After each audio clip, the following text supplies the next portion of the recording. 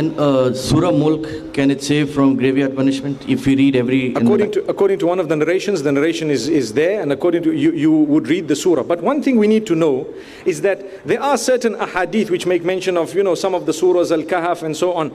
It does not mean that my life is being led like a total stranger to Islam, and just because I read Surah Mulk, I'm going to be saved. One man, for example, he said, well, is it true that on such and such a day, if a person dies, then, they're going to be saved from this type of punishment of the grave and so on. So if I want to die, I'll just kill myself on that day. Na'udhu billah. That is wrong. That is absurd, completely absurd.